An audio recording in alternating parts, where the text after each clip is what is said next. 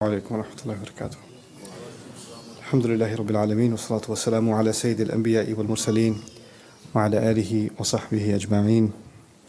أما بعد فأعوذ بالله من الشيطان الرجيم. بسم الله الرحمن الرحيم. الحاقة ما الحاقة وما أدراك ما الحاقة. رب اشرح لي صدري ويسر لي أمري واحلل عقدة من لساني يفقه قولي. آمين يا رب العالمين. আল্লাহ আজ্জা জাল্লা সূরাতুল হাক্কায় সূরাটি শুরু করেন খুবই অদ্ভুত এক প্রশ্ন দিয়ে। বস্তুত এটি একটি বিবৃতি। প্রথম আয়াত শুধু একটি শব্দ আল হাক্কা, যার কয়েকটি অর্থ আছে, কিন্তু খুব সহজে অর্থটাকে এভাবে ভাবতে পারেন রিয়েলিটি বা বাস্তবতা। মা আল হাক্কা, বাস্তবতা কি? ওয়ামা আদরাকা মাল হাক্কা, আর কিসে তোমাকে জানাবে যে বাস্তবতা কি জিনিস? সেই প্রশ্নটি করার উদ্দেশ্য হল, আল্লাহ এই সূরাতে দাবি করেছেন যে অধিকাংশ মানুষ বাস্তবতায় বাস করে না। অধিকাংশ মানুষ তাদের নিজস্ব ভার্সন নিয়ে উপস্থিত হয়, কোনটা বাস্তব এবং কোনটা গুরুত্বপূর্ণ, আর সেটাই ঠিক করে দেয় তাদের যাপিত জীবনটি কেমন হবে। তাই আল্লাহ এই সূরায় প্রত্যেকটি মানুষকে চ্যালেঞ্জ জানাচ্ছেন, তারা যেন একটু পেছনে সরে গিয়ে আবারও বাস্তবতা নিয়ে একটু চিন্তা করে। আমরা সকালে জেগে উঠি, নিজেদের চেতনা পুনরায় ফিরে পাই, তৎক্ষণাৎ খুবই বাস্তব কিছু কাজ আমাদের সামনে পড়ে। আছে চাকরি, আছে পরিবার, আছে দায় দায়িত্ব, এখন আরও আছে সেহরি। এভাবে বিভিন্ন কাজকর্মে আমরা প্রত্যহ জড়িয়ে পড়ি। দৈনন্দিন কাজকর্ম, এক কাজ শেষ হলে আরেকটা, এরপর আরেকটা, বারবার ঘড়ির দিকে তাকান, যেন সময়ের হিসেবটা রাখতে পারেন, যেন দিনের বেলা আপনার যে বাস্তব এবং গুরুত্বপূর্ণ কাজগুলো আছে তা শেষ করতে পারেন। আমরা এসব খুঁটিনাটি দৈনন্দিন কাজে এত বেশি জড়িয়ে পড়ি যে একটু থেমে বড় চিত্রটার দিকে আর দৃষ্টি প্রদান করি না। এটি খুবই কমন একটা প্রবণতা যা সকল মানুষের মাঝে দেখা যায়। আমরা দৈনিক কাজগুলোতে এত বেশি আচ্ছন্ন হয়ে পড়তে পারি যে পেছনে সরে বড় চিত্রটার দিকে আর ভ্রুক্ষেপ করি না, নিজেদের বড় কোনো প্রশ্ন করি না, আমার জীবনটা কোন দিকে এগুচ্ছে, কারণ আপনি দৈনন্দিন জিনিসগুলোতে এত বেশি ব্যস্ত। এই ব্যাপারটা এমনকি ব্যবসার দুনিয়াতেও ঘটে। যেমন একটি কোম্পানিতে থাকে অ্যাকাউন্টেন্ট, ইঞ্জিনিয়ার, আরও অনেকে। তারা সকালে উঠে অফিসে যায়, নিজের করণীয় কাজটা করে, কিন্তু সবাই যদি শুধু দৈনন্দিন কাজগুলো করতে থাকে তাহলে একটি কোম্পানিকে বাঁচাতে পারবে না। কাউকে না কাউকে ম্যানেজমেন্টে থাকতে হবে, যিনি বলবেন না আমাদের 6 মাসের টার্গেট আছে, আমাদের 1 বছরের টার্গেট আছে। কারো মাথায় বড় চিত্রটা থাকতে হবে। এর উপরে আছে এক্সিকিউটিভ, এর উপরে আছে স্ট্র্যাটেজিস্ট, অ্যানালিস্ট এবং অন্যান্যরা, যাদের কাছে থাকে আগামী 5-10 বছরের প্ল্যান। কারণ শুধু ছোট ছোট ক্ষুদ্র ক্ষুদ্র কাজগুলো করার মাধ্যমে ভীষণ ঠিক রাখতে পারবেন না সবার শেষে কোনটা গুরুত্বপূর্ণ। তো আমাদের ছোট ছোট কাজগুলো আরও বিশাল বিশাল ব্যাপারের সাথে জড়িত থাকে, তাই না?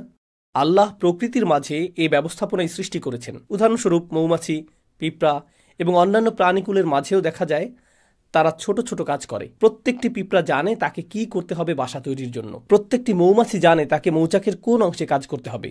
প্রত্যেকেই নিজের ছোট কাজটার কথা জানে, কিন্তু আল্লাহ তাদের ডিজাইন করেছেন আরও বড় কিছু নির্মাণের জন্য। তাদের প্রত্যেকের করণীয় ছোট ছোট কাজগুলোর চেয়েও তারা আরও বৃহৎ কিছুর অংশ। এটা এক ধরনের উপায় যেভাবে আমরা চিন্তা করতে পারি যে বাস্তবতা আসলে কি জিনিস। এই ছোট ছোট কাজগুলো যে আমরা করি, এগুলো যদি আরও বৃহৎ কিছুর সাথে সংযুক্ত না থাকে তাহলে আমাদের কাছে বাস্তবতার প্রকৃত উপলব্ধি নেই। তবে আমাদের দৈনন্দিন কাজগুলো সংযোগহীন। তাই আল্লাহ এই সূরাতে কি করলেন? তিনি বিভিন্ন উপায়ে বাস্তবতার প্রশ্নটাকে বিশ্লেষণ করলেন। আমি এখন যা করব এই 20 মিনিটের কম সময়ে ওই চিত্রগুলোর একটি আপনাদের সাথে শেয়ার করব। যখন আমাদের জীবনের এই সমস্ত ছোট ছোট মুহূর্তগুলোর সমাপ্তি আসবে অতি সত্বর, অথবা পরে এক সময় আমরা মাটির নিচে চলে যাব, এরপর চরম সত্য ঘটনা, চূড়ান্ত বাস্তবতা আরম্ভ হবে। সেই বাস্তবতায় সব কিছু উল্টে যাবে। এখানে এই দুনিয়াতে আমাদের ক্ষুদ্র ক্ষুদ্র কাজগুলো বড় কিছুর দিকে নিয়ে যায়।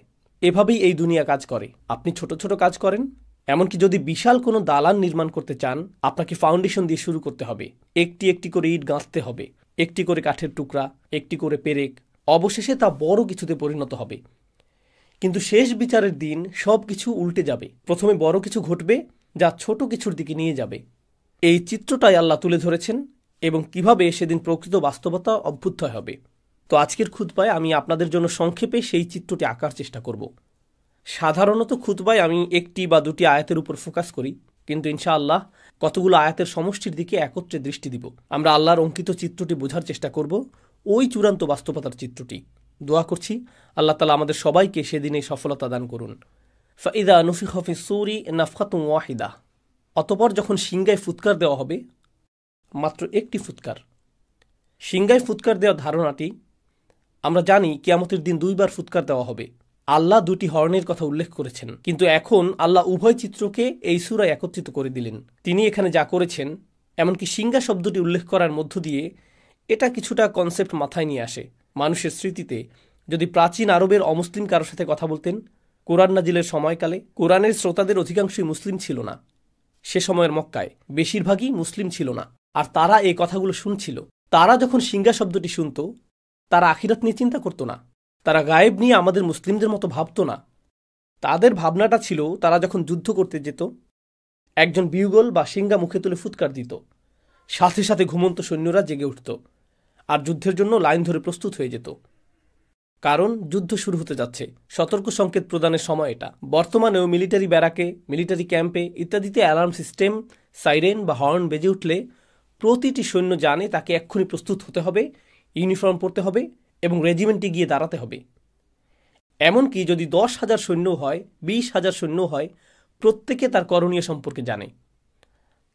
তারা এলোমেলোভাবে দাঁড়িয়ে থাকে না, সবাই নিজ নিজ রেজিমেন্টে সুশৃঙ্খলভাবে দণ্ডায়মান। হর্নের আওয়াজ সম্পর্কে বলতে গেলে আল্লাহ আজ্জা জাল্লা কোরআনের অন্যত্র বলেন, ওমা ইয়ালামু জুনুদা রব্বিকা ইল্লা হুয়া, তোমার রবের বাহিনী সম্পর্কে তিনি ছাড়া কেউ জানেন না। এই হর্ন বেজে উঠলে আল্লাহর সমস্ত সৃষ্টি এমনভাবে আচরণ করবে যেন তারা রিজার্ভ সৈন্য। এই সিগন্যালের অপেক্ষায় ছিল নিজ নিজ পজিশনে প্রস্তুত হতে। সকল সৃষ্টি প্রস্তুত। আল্লাহর সকল ফেরেশতা, আকাশমণ্ডলী, মেঘমালা, পৃথিবী সবাই একই পজিশনে মুভ করবে এই মহাঘটনা সংঘটনের জন্য, এই উপস্থাপনার জন্য। তো ঠিক এরপরেই আল্লাহ বর্ণনা করেন, ফাইদা নুফিখা ফিস-সূরি নাফখাতুন ওয়াহিদা ওয়া হুমিলাতিল আরদু ওয়াল জিবাল, জমিন এবং পর্বতমালাকে উপড়ে ফেলা হচ্ছে, বহন করা হচ্ছে। জমিন এবং পর্বতমালাকে বহন করার ধারণাটা অদ্ভুত, কারণ এখন তারা সব কিছু বহন করে। জমিন আমাকে আপনাকে বহন করে, জমিন আমাদের বাড়ি বহন করে, জমিন সব কিছু বহন করে। আর পাহাড় পর্বত বহন করে বিভিন্ন গাছপালা, পাথর এবং এর উপর স্থাপিত অন্য সব কিছু। তাদেরকে কেউ বহন করে না, তারা সবাইকে বহন করে। আল্লাহ ইতোমধ্যেই এমন একটি দৃশ্য বর্ণনা করেছেন যেখানে আমরা যা কিছুকে বাস্তব ভাবতাম তাকে উল্টে ফেলা হচ্ছে, বিপরীত দিক থেকে উল্টো করে ফেলা হচ্ছে। তো জমিনকে উত্তোলন করা হবে, বহন করা হবে, এর সাথে পর্বতগুলোকেও বহন করা হবে। এটা আরও ইঙ্গিত করে যে আমরা যাকে মনে করতাম এটা সবসময় নিজ স্থানে বর্তমান থাকবে, আমরা যাকে ভাবতাম এর ওজন আছে, দেখা যাচ্ছে এরাই ওজন হারিয়ে ফেলেছে, এদেরকেই তুলে নিয়ে যাওয়া হচ্ছে। ফাদুক্কাতান দাক্কাতাম ওয়াহিদা, আর একই আঘাতে তাদেরকে চূর্ণ বিচূর্ণ করা হবে, ফলে এরা সমান হয়ে যাবে। ধরুন হাতের মধ্যে নরম ভেজা ডো নিলেন, এরপরে সজোরে নিক্ষেপ করলেন, তখন এটা সমান হয়ে যায়। এই ধারণাটাই আল্লাহ বর্ণনা করেছেন যে সমগ্র পৃথিবীর অবস্থা এরকম হবে। তো পৃথিবীর উঁচু নিচু সব হারিয়ে যাবে। কুরআনের অন্যত্র আল্লাহ এভাবে বর্ণনা করেছেন, ওয়াইদাল আরদু মুদ্দাত, যখন পৃথিবীকে টেনে সমান করে ফেলা হবে। অন্য সূরাতে এসেছে যখন সমুদ্রগুলো ফুটতে থাকবে। সূরাতুল কাহাফে তিনি একে বর্ণনা করেছেন সুআইদান জুরুজা হিসেবে, সমতল ভূমি, পিচ্ছিল ভূমি। আর এখানে তিনি বলছেন এটাকে সজোরে নিক্ষেপ করে সমান করে ফেলা হবে। এখন কোনো কিছুকে সমান করে ফেলার অর্থ হলো একটি মাঠ তৈরি করা হচ্ছে। সমগ্র পৃথিবীকে কেন সমতল ভূমিতে পরিণত করে ফেলা হচ্ছে? আয়াতগুলো অগ্রসর হতে থাকলে আমরা দেখব যে একটি দৃশ্য উন্মোচিত হচ্ছে। তিনি বলেন, ফায়াউমা ইদিন ওয়াকাতিল ওয়াকিয়াহ, ওই দিন আসল ঘটনা সংঘটিত হবে। তিনি ইতোমধ্যেই বলেছেন আল হাক্কাহ, আর এখন বলছেন আল ওয়াকিয়াহ। আল ওয়াকিয়াহ দারুণ আকর্ষণীয় একটা শব্দ, কারণ এটি এসেছে ওয়াকি থেকে। ওয়াকি অর্থ ভারী ওজন। তো আল্লাহ বলছেন সেদিন ভারী ওজনের পতন ঘটনা হবে। এটি অদৃশ্য জগৎ থেকে চূড়ান্ত বাস্তবতা পতিত হওয়ার বা ঘটার এক অভিব্যক্তি। কারণ সত্য সবসময় ওজনদার হয়, সত্য গুরুতর, সত্যের সারবত্য আছে, আর মিথ্যা হয় ওজনহীন, ফাঁকা। তো আল্লাহ বলছেন তখন ওজনদার সত্য ড্রপ করা হবে, অর্থাৎ তখন চূড়ান্ত বাস্তবতার অভ্যুদয় হবে। অতপর ওয়ানশাক্কাতিস সামা, এতক্ষণ যা বলেছি তা পৃথিবীতে ঘটতে থাকবে। সমগ্র পৃথিবীকে সমতল ভূমিতে পরিণত করা হবে। এরপর আল্লাহ বলেন ওয়ানশাক্কাতিস সামা, আকাশকে ছিঁড়ে খুলে ফেলা হবে। ইনশিকাক শব্দটি ব্যবহার করা হয় যখন একটি কাপড় নিয়ে মাঝখান থেকে ছিঁড়ে ফেলেন, মাঝখানটা এখন ছিঁড়া, একে বলা হয় ইনশিকাক। আল্লাহ এই শব্দটি ব্যবহার করেছেন আকাশের অবস্থা বর্ণনা করতে। ওয়ানশাক্কাতিস সামা ফাহিয়া ইয়াউমা ইদিন ওয়াহিয়া, এরপর সেদিন এটা খুলে যেতে শুরু করবে। অল মালাকু আলা আরজালিহা, আকাশ যখন খুলে যেতে শুরু করবে, এই ফাটলটা যখন আবির্ভূত হবে, আল্লাহ বলছেন তখন ফেরেশতারা, সম্ভবত জিবরিল আলাইহিসসালাম দিয়ে শুরু হবে, কারণ এক বচন ব্যবহার করা হয়েছে, কিন্তু এটা ইসমু জিন্স, যা সবাইকে অন্তর্ভুক্ত করে।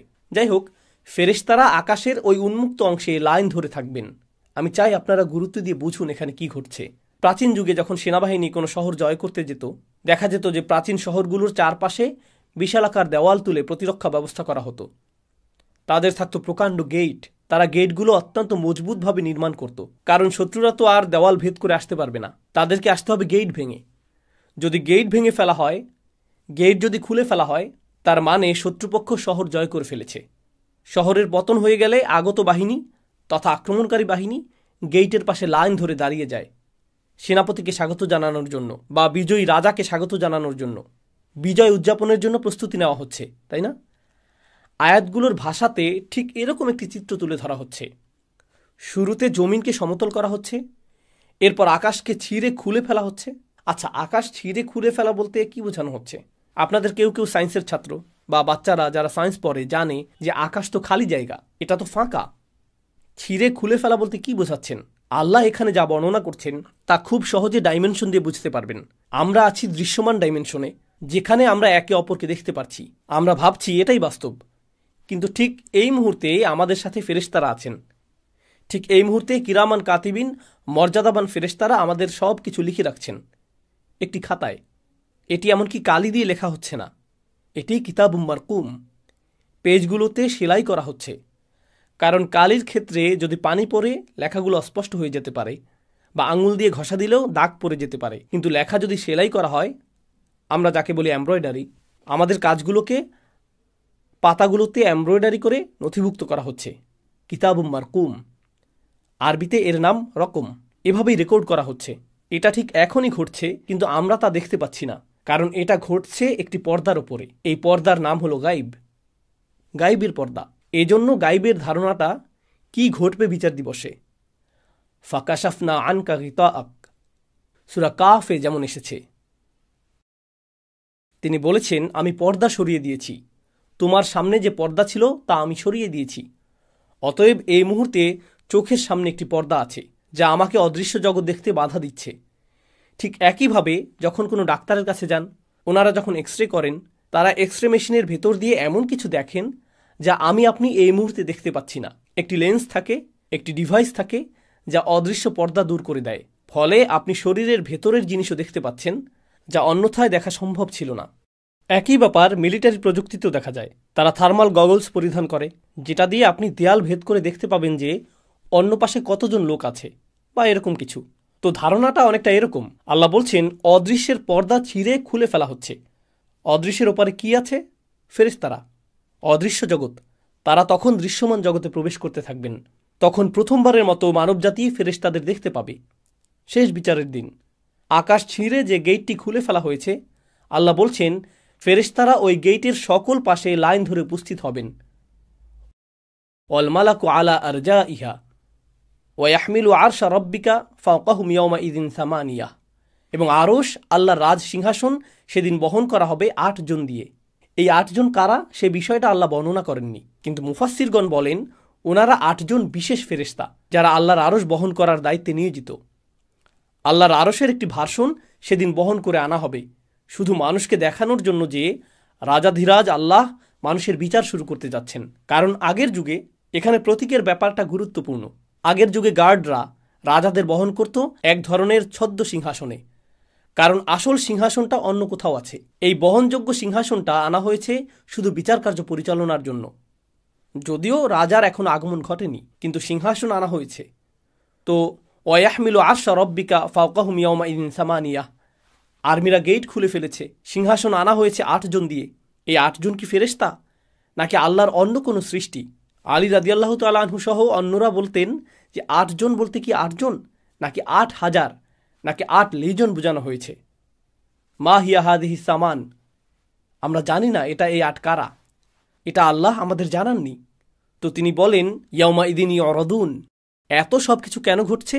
কেন সমগ্র ভূপৃষ্ঠকে সজোরে সমান করে ফেলা হচ্ছে? কেন আকাশ ছিঁড়ে খুলে ফেলা হচ্ছে? হঠাৎ করে কেন ফেরেশতারা সব উপস্থিত হচ্ছেন? কেন সিংহাসন আনা হচ্ছে? এই সমস্ত কিছু কেন ঘটছে? ইয়াউমাইদিন তুআরাদুন, সেদিন তোমাদের সকলকে, তিনি আমাকে বলছেন, আপনাকে বলছেন, সেদিন তোমাদের সকলকে হাজির করা হবে। তুআরাদুন লা তাখফা মিনকুম খাফিয়াহ, তোমাদের কোনো গোপনীয়তাই আজ আর গোপন থাকবে না। তো আপনারা লক্ষ্য করছেন বিশাল বিশাল ব্যাপার ঘটছে। এরপর হঠাৎ করে একেবারে ক্ষুদ্র বিষয়গুলো, যা সমগ্র দুনিয়ার কাছে গোপন ছিল, যা আমি আপনি ছাড়া কেউ জানত না, যা আমি বলেছি, যা আমি করেছি, যে নিয়ত আমার ছিল, যদিও মানুষ আমার কাজ দেখেছে কিন্তু আমার নিয়ত দেখেনি, ওইটা গুপ্ত ছিল। এমনকি সবাই এখানে নামাজ পড়ার আগে সবাই সালাতুল জুমার জন্য বসে আছেন, কিন্তু আমাদের নিয়তগুলো হয়তো অভিন্ন নয়, কারো হয়তো ভিন্ন নিয়ত আছে। আপনি তা দেখতে পান না, আপনার পক্ষে তা দেখা সম্ভব নয়, এটা গোপন। কিন্তু সেদিন কোনো গোপন জিনিসই আর গোপন থাকবে না, কিছুই লুকায়িত থাকবে না। কিছু সাহাবা এই আয়াত সম্পর্কে বলেছেন, কারণ সেদিন মানুষের পরনে কোনো কাপড় থাকবে না, কেউ কোনো পরোয়া করবে না। আল্লাহ শুধু মানুষের আমলগুলো উন্মুক্ত করবেন না, আল্লাহ তাদের নিজেদেরকে উন্মুক্ত করে দিবেন।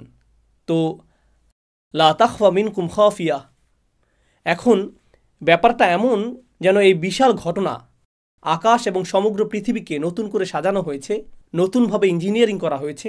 এই সমস্ত কিছুর উদ্দেশ্য হলো আমি এবং আপনি।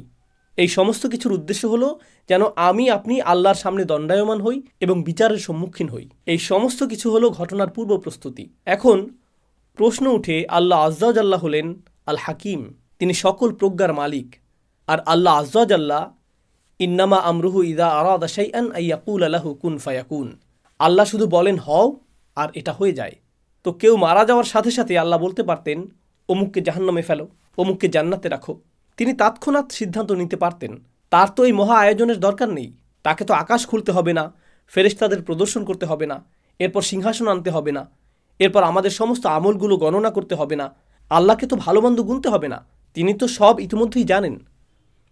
আল্লাহর কাছে আছে সব কিছুর ক্যালকুলেশন, আছে সব কিছুর হিসাব। আল্লাহর চেয়ে কার কাছে উত্তম হিসাব আছে?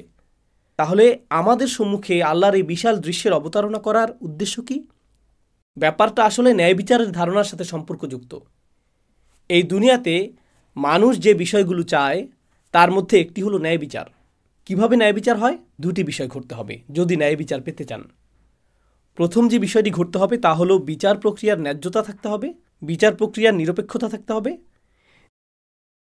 দ্বিতীয় যে বিষয়টা ঘটতে হবে তা হলো আপনাকে বিচারটা প্রদর্শন করতে হবে। গোপনে বিচার করতে পারবেন না। যদি পুলিশ কাউকে গ্রেফতার করে, তাকে ধরে এবং জেলে নিক্ষেপ করে আর বলে যে তাকে দোষী সাব্যস্ত করা হয়েছে, তখন প্রশ্ন উঠে কখন তাকে দোষী সাব্যস্ত করা হলো, তার বিচার কখন হলো? ও এটা গোপনে করা হয়েছে। বিশ্বাস করুন, বিচারটা ন্যায় বিচার হয়েছে। আচ্ছা, বিচারটা যদি গোপনে হয়, সাথে সাথে সবাই চিন্তা করবে বিচারটা যদি এতই ন্যায্য হয় তাহলে গোপনে করলেন কেন? প্রমাণাদি দেখাচ্ছেন না কেন? প্রকাশ করছেন না কেন? অতএব শুধু ন্যায় বিচার করলেই হবে না, ন্যায় বিচারটা সবাইকে দেখাতেও হবে। উভয় ব্যাপারটা ঘটতে হবে। কাউকে জাহান্নামে ফেলা হলো, তখন সে বলতে পারে, হ্যাঁ আল্লাহ আমাকে এখানে ফেলেছেন, কিন্তু আমি খুবই ভালো মানুষ ছিলাম, আমি জানিও না আমি এখানে কেন, আমি তো সৎ জীবনযাপন করেছি। তারা এমনটা বলতে পারে। যদিও তারা ভালো মানুষ না হয়ে থাকে, তবু তারা এই অজুহাতটা দেখাতে পারে, কারণ বিচারটা তো তাদের দেখানো হয়নি, তাই না? প্রকৃতপক্ষে এমনকি সেদিনও কিছু মানুষ অজুহাত দেখানোর চেষ্টা করবে। আল্লাহ কি করলেন? আল্লাহ দেখিয়ে দিলেন, লা তাখফা মিনকুম খাফিয়া, কোনো কিছুই গোপন থাকবে না।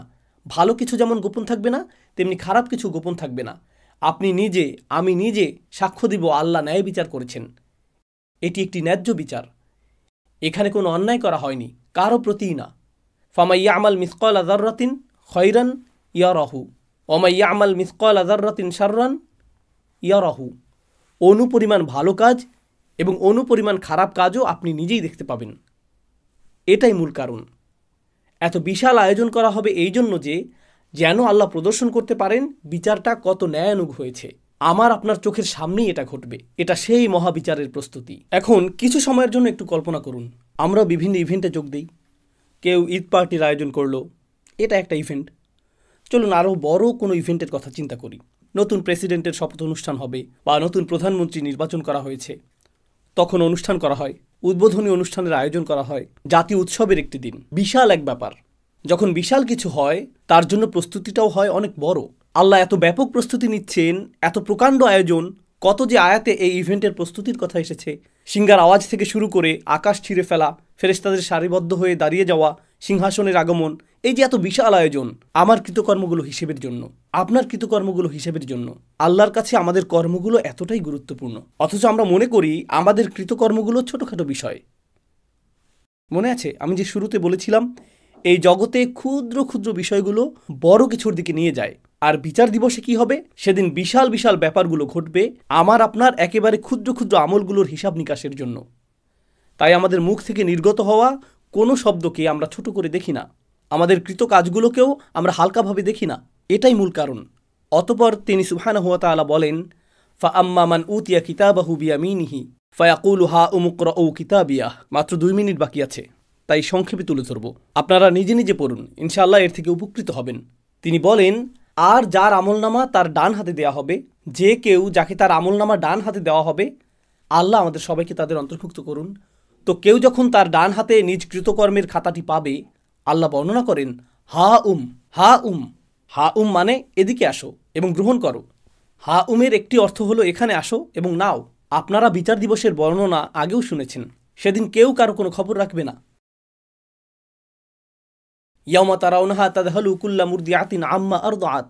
এমনকি মা যিনি তার বাচ্চাকে দুধ খাওয়াচ্ছেন জাস্ট তাকে ফেলে দিবে, জাস্ট তাকে কোল থেকে ফেলে দিবেন। এতটা ভয়ঙ্কর বিচার দিনের বর্ণনা। ইয়াফিরুল মারউ মিন আখিহি ওয়া উম্মিহি ওয়া আবিহি ওয়া সাহিবাতিহি ওয়া বানিহি ওয়া সাহিবাতিল্লাতী তুইহি। আপনি আপনার মা থেকে পালাবেন, বাবা থেকে পালাবেন, ভাই থেকে, স্বামী স্ত্রী থেকে, আপনি আপনার সমগ্র গ্রামবাসী থেকে পালাবেন, পরিচিত সকল মানুষ থেকে। তাদের দেখলেই উল্টো দিকে পালিয়ে যাবেন, কারো ব্যাপারে কোনো পরোয়া করবেন না। বস্তুত লাউ ইয়াফতাদি মিন আযাবি ইয়াউমা ইযিম বিবানিহ। এই আয়াতের কয়েকটি আয়াত পরে আল্লাহ বলেন, ওমান ফিল আরদি জামিআ সুম্মা তুনজিহি। সেদিন মানুষ বলবে, ইয়া আল্লাহ, দরকার হলে অন্য সমস্ত মানুষ, আদম আলাইহিস সালাম হতে শুরু করে শেষ পর্যন্ত যত মানুষ আছে সবাইকে জাহান্নামে ফেলেন, কিন্তু আমাকে বাঁচান। এটাই সেদিন তারা বলবে, ওমান ফিল আরদি জামিআন সুম্মা ইনজিহ। সেই দিনে কিছু মানুষ ডান হাতে তাদের আমলনামা পাবে। এতে তারা যে কতটা খুশি হবে, তারাই একমাত্র গ্রুপ যারা শুধু নিজেদের জন্য খুশি হবে না, তারা ঘুরে ঘুরে নিজের আমলনামা বন্ধুদের দেখাবে, পরিবার পরিজনকে দেখাবে। আসুন দেখুন, দেখুন আমার ভালো ভালো আমলগুলো দেখুন, দেখুন আল্লাহ আমার সব নেক আমলগুলো লিখে রেখেছেন। প্রশ্ন হলো, জানি বেশি সময় নিয়ে নিচ্ছি, শুধু আর অল্প কয়েক মিনিট নিব। দোয়া করছি আমরা যেন আমাদের আমলনামা ডান হাতে পাই। এমনকি যদিও আমার আমলনামা ডান হাতে পাই, এতে তো শুধু ভালো কাজগুলো লিপিবদ্ধ থাকবে না। আমি তো আর ফেরেশতা না, আমার জীবনে ভুল ত্রুটি আছে, এমন সব কাজ করেছি যা নিয়ে আমি লজ্জিত, ওই কাজগুলোও তো লেখা আছে। যখন এরকম ভালো এবং খারাপ উভয় ধরনের কাজগুলো লিপিবদ্ধ থাকবে সমগ্র জীবনের, কাউকে কি আমি দেখাতে চাইব? সে তখন পৃষ্ঠা উল্টিয়ে বলবে, আরে এটা কি, তুমি এই জঘন্য কাজটাও করেছো? তাহলে লোকটা নিজের আমলনামা অন্যদের কেন খুশি মনে দেখাতে চাইবে? যদিও খাতাটাতে নেক আমলগুলো লেখা আছে, কিন্তু আরও আছে খারাপ কাজগুলো। ব্যাপারটা আসলে কোরআনে বর্ণিত মাগফিরাতের ধারণার সাথে সম্পৃক্ত। যদিও খারাপ কাজগুলো মুছে দেওয়া হয়নি, খারাপ কাজগুলো আসলে ঢেকে দেওয়া হয়েছে, আচ্ছাদিত করা হয়েছে। আপনি বুঝতে পারবেন, আগের দিনে বাচ্চারা কলম দিয়ে কিছু লিখত, লেখাটা ভুল হলে তারা সাদা রং দিয়ে ঢেকে দিত, এর উপর আবার লিখত। লেখাটা দেখে বোঝা যেত এখানে কিছু একটা ঢেকে দেওয়া হয়েছে। ব্যাপারটা ঠিক এরকম। আপনি বুঝতে পারবেন আমার কিছু কিছু কর্ম ঢেকে দেওয়া হয়েছে। আপনি তখন খুশিতে নেচে উঠবেন, আমি যে কত ভুল করেছি, আর আল্লাহ আমার অগণিত ভুলগুলো সাদা রং দিয়ে ঢেকে দিয়েছেন, আর ভালো ভালো আমল দিয়ে তা পরিবর্তন করে দিয়েছেন। দেখুন আল্লাহ আমাকে কতটা মায়া করেন, আল্লাহ আমাকে কত শতবার ক্ষমা করেছেন, আল্লাহ কতটা দয়াবান। আবার এমন কিছু আমল থাকবে, কাজটা আপনার কাছে খুবই ক্ষুদ্র মনে হয়েছিল, খুবই সামান্য সাদাকা, নগণ্য কাজ, একজনকে সামান্য সাহায্য করেছিলেন, কারো দিকে তাকিয়ে মুচকি হেসেছিলেন, রাস্তায় কারো প্রতি দয়া দেখিয়েছিলেন, কারো সাথে শুধু সুন্দর কথা বলেছিলেন, সামান্য কিছু। আপনি এ নিয়ে চিন্তাও করেননি। নিজের আমলনামা খুলে দেখেন ছোট্ট কাজটা বিশাল এক অধ্যায়ে পরিণত হয়ে গেছে। অসামান্য মূল্য, এটার পর্বত সম মূল্য। ইয়া আল্লাহ, কিভাবে এটা এত গুণে বৃদ্ধি করে দিলেন, কিভাবে ছোট্ট আমলটাকে প্রকাণ্ড আমলে পরিণত করে দিলেন। নিজের খাতাটা দেখে আপনার তখন খুশির শেষ নেই। আপনি তখন চারিদিকে ঘুরে ঘুরে, কোরআনের অন্যত্র যেমন এসেছে, ওয়ায়ানকালিব ইলা আহলিহি মাসরুরা, সে তার স্বজনদের কাছে সানন্দে ফিরে যাবে। এটাই বিচার দিনের একটি চিত্র। এটাই হা ও মুকরাউ কিতাবিয়া ইন্নী জনান্তু আন্নী মুলাকিন হিসাবিয়া ফাহুয়া ফি ঈশাতির রাদিয়া। আমি জানি সময় শেষ হয়ে গেছে, অন্তত এই অংশটা ডান পাশের মানুষেরা, ওনাদের নিয়ে আমি দ্রুত কয়েকটি কথা শেয়ার করতে চাই। সে বলবে, আমি নিশ্চিত জানতাম যে আমাকে আবার হিসাবের সম্মুখীন হতে হবে। হিসাব শব্দটি হিসাবিয়ার অনুবাদ হলো অডিট। অডিট মানে প্রতিটি আইটেম সম্পর্কে জিজ্ঞেস করা হবে। এটা কি? এখানে কি করেছো তুমি? এখানে রাত 2টায় কি করছিলে? অমুক দিন কি করেছো? শুক্রবার রাতে কি করেছো? এখানে কি হচ্ছে? প্রতিটি আইটেম। আমি ভীষণ ভয়ে ছিলাম আল্লাহ আমাকে প্রতিটি বিষয় নিয়ে জিজ্ঞেস করবেন। এখন যেহেতু আমি আমার খাতাটা দেখতে পাচ্ছি, আমি দেখতে পাচ্ছি আল্লাহ আমার প্রতি সদয় আচরণ করেছেন, আল্লাহ আমার হিসাব সহজ করেছেন। তো এখন সে বলছে, খাতাটা হাতে পাওয়ার পর সে দেখতে পাচ্ছে আল্লাহ কতটা সহজ করেছেন। আল্লাহ যার বর্ণনা দিয়েছেন, ফাসাউফা ইউহাসিবু হিসাবান ইয়াসীরা, আল্লাহ অত্যন্ত সহজভাবেই তার হিসাব নিকাশ করবেন।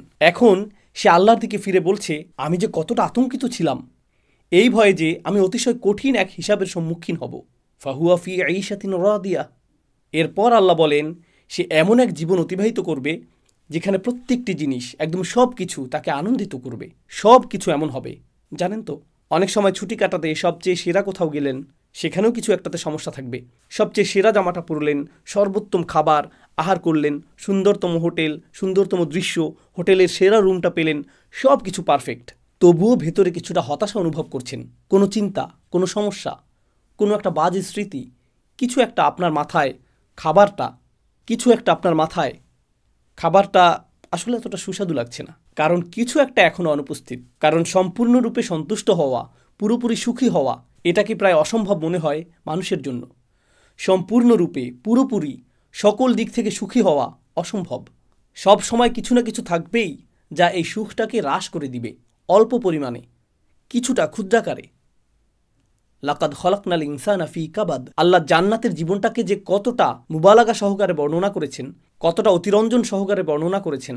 তিনি বলেননি মানুষটা সুখী হবে, বরং তিনি বলেছেন জীবনটা নিজেই তৃপ্তিকর হবে। তিনি বলেননি ফাহুয়া রাদিন ফি ঈশাতিল জান্নাহ, সে জান্নাতের জীবনে পরিতৃপ্ত হবে, বরং তিনি বলেছেন ফাহুয়া ফি ঈশাতিন রাদিয়া, যা খুবই অদ্ভুত ইস্তিআরা, যা ইঙ্গিত করছে জান্নাতের প্রতিটি অংশ, জান্নাতের প্রতিটি অভিজ্ঞতা আপনাকে একেবারে সম্পূর্ণরূপে পরিতৃপ্ত করে দিবে, সম্পূর্ণরূপে সুখী করে দিবে, প্রতিবার শতভাগ তৃপ্তি এনে দিবে।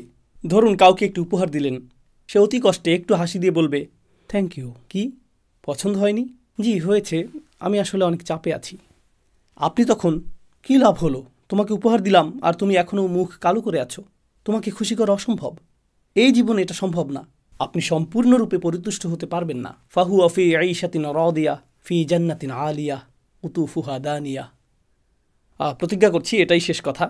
মহান আল্লাহ বলেন, তারা সুউচ্চ উদ্যানে অবস্থান করবে, তারা একটি সুউচ্চ উদ্যানে অবস্থান করবে। কোরআনের অন্যত্রও আল্লাহ উদ্যানের কথা বলেছেন, কিন্তু এখানে তিনি শুধুমাত্র উদ্যানের কথা বলছেন না, তিনি এটাকে বলছেন সুউচ্চ উদ্যান।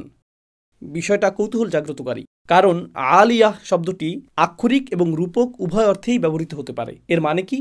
এটি হবে এমন একটি বাগান, এটি শুধুমাত্র সুউচ্চই না, এর ফলে আপনি চমৎকার একটা ভিউ পাবেন। এটি হলো একটি আর্থ। আর আমরা জানি যে যখন আপনি দর্শনীয় কোনো স্থানে যান, যখন আপনি পাহাড়ের চূড়ায় ওঠেন, আপনি যদি কখনও হাইকিংয়ে গিয়ে থাকেন অথবা গাড়ি চালিয়ে দূরে কোথাও যান যেখানে চমৎকার ভিউ রয়েছে, যেই মুহূর্তে আপনি চমৎকার কোনো ভিউ দেখতে পান, নিজের ভেতরে একটা প্রশান্তি লাভ করেন। সেখানে দাঁড়িয়ে পরিবেশটা অনুভব করতেই ভালো লাগে। এমনকি আপনি যখন গাড়ি চালিয়ে দূরে ভ্রমণ করেন, কোথাও কোথাও দর্শনীয় কিছু স্থান থাকে যেখানে আপনি কিছুক্ষণের জন্য রাস্তার পাশে গাড়ি পার্ক করেন। যদিও আপনার তাড়া থাকে, কিন্তু আপনি বলেন শুধু এক মুহূর্তের জন্য দৃশ্যটা দেখে নেই, দৃশ্যটা দেখে নেই। সকলেই আমরা থেমে যাই। আর আপনি যখন উঁচু কোনো স্থানে অবস্থান করেন, তখন কিছুটা সাকিনাহ অনুভব করেন। আল্লাহ বলছেন জান্নাতিন আলিয়া। প্রত্যেকবার যখন আপনি বাইরে তাকান, আপনার হৃদয়ে প্রশান্তি যুক্ত হতে থাকে, স্বস্তি যুক্ত হতে থাকে। এর দ্বারা এটাও বোঝায় যে জান্নাতে যত দূর দেখা যাবে সবই হবে আপনার, আপনি এর চূড়ায় থাকবেন। আর যত দূর দেখা যাবে সব দিক থেকে এটা হবে আপনার রাজত্ব। ফাহুয়া ফি জান্নাতিন আলিয়া। তবে এর আরও অর্থ রয়েছে। এটা এমন উদ্যান যা হবে অত্যন্ত অভিজাত। আপনারা হয়তো এরকম কথা শুনেছেন, এরা উঁচু স্তরের মানুষ, এদের অবস্থান অনেক উঁচুতে, এরা উঁচু সমাজের মানুষ। আপনি যদি সমাজের উঁচু স্তরে অবস্থান না করেন, তারপরেও যদি উঁচু স্তরের কোনো বিবাহ বা অনুষ্ঠানের নিমন্ত্রণ পান, আপনি সেখানে প্রবেশ করেন আর ভাবেন, ওয়াও, এই স্থানটি কল্পনাতুল্য, জানি না এর জন্য উপযুক্ত পোশাক পরেছি কিনা, আমার তুলনায় স্থানটি অনেক বেশি জাঁকজমকপূর্ণ, আমি কোনো কিছু নষ্ট করতে চাই না, আমি কি এখানে বসতে পারবো, সোফাটি অনেক দামি মনে হচ্ছে, আর জানি না এখানে থাকতে পারবো কিনা। তো আপনি অস্বস্তি বোধ করেন, কারণ এটা অতি উঁচু স্তরের, অতি অভিজাত। উদাহরণস্বরূপ, আপনি পরিপাটি কোনো জাদুঘরে গেলেন যেখানে লেখা থাকে স্পর্শ করা নিষেধ। এমনকি স্পর্শ করা নিষেধ লেখা না থাকলেও আপনি যখন কোনো বিলাসবহুল অট্টালিকাতে প্রবেশ করেন, স্পর্শ করা নিষেধ কথাটি আপনি নিজের ভেতরেই অনুভব করেন। আমাকে সতর্ক হতে হবে, আমি কি জুতা খুলে প্রবেশ করব, আমি কি ওখানে যাব। আপনি তখন অতিরিক্ত সতর্ক থাকেন। কিন্তু আপনি যদি অতিরিক্ত সতর্ক থাকেন, আপনি অস্বাভাবিক বোধ করবেন, কারণ আপনি তাল মিলিয়ে চলতে পারছেন না। তো আল্লাহ সেখানে কি করবেন? আল্লাহ আপনাকে তৎক্ষণাৎ স্বাভাবিক বোধ করাবেন। তিনি বলেছেন, কুতুফুহা দানিয়াহ, ফলগুলো আপনার কাছে চলে আসবে এবং তৎক্ষণাৎ তা আপনার সামনে পরিবেশন করা হবে। সুবহানাল্লাহ। তো আপনার মনে হবে না যে আপনি অস্বস্তিকর অবস্থায় রয়েছেন। না না না, আপনাকে সেই স্থানের প্রতি সম্মান প্রদর্শন করতে হবে না, বরং সেই স্থানটি আপনাকে সম্মান প্রদর্শন করবে। কুতুফুহা দানিয়াহ। তিনি বলেছেন, কুলু ওয়াশরাবু হানিয়াম বিমা আসলাফতুম ফিল আইয়ামিল খালিয়াহ। এখন খাও এবং পান করো তৃপ্তি সহকারে, নিশ্চিন্তে উপভোগ করো, রিল্যাক্স। কোরআনের অন্যত্র আল্লাহ জান্নাতের এমন কাপের কথা উল্লেখ করেছেন যা থেকে পানীয় উথলে পড়ছে, অর্থাৎ পানীয় ছিটকে পড়ছে কিনা সেটাও আপনি লক্ষ্য করছেন না। এটা লক্ষণীয় কোনো বিষয় হবে না। আপনারা একে অপরের সাথে খেলা করবেন, আপনারা হাসি ঠাট্টা করবেন, খেলা করবেন, তখন সকলে মিলে খাবার উপভোগ করবেন, একে অপরের সঙ্গ উপভোগ করবেন। আল্লাহ বিচার দিবসের এই দৃশ্যপটটি উল্লেখ করেছেন। বিচার দিবসের ঠিক পরের অবস্থা, তখন মানুষ অত্যন্ত আতঙ্কিত থাকবে এই জন্য যে সে হিসাবের সম্মুখীন হবে। ফাহুয়া ফি আইশাতিন রাদিয়াহ ফি জান্নাতিন আলিয়াহ কুতুফুহা দানিয়াহ কুলু ওয়াশরাবু হানিয়াম বিমা আসলাফতুম ফিল আইয়ামিল খালিয়াহ। সেই দিনগুলো যা অতিবাহিত হয়ে গিয়েছে, যা শূন্য হয়ে গিয়েছে, প্রতিনিয়ত এই দিনগুলো শূন্য হয়ে যাচ্ছে। আপনি একদিন পেছনে ফিরে যেতে পারবেন না, আপনি এক সপ্তাহ পেছনে ফিরে যেতে পারবেন না।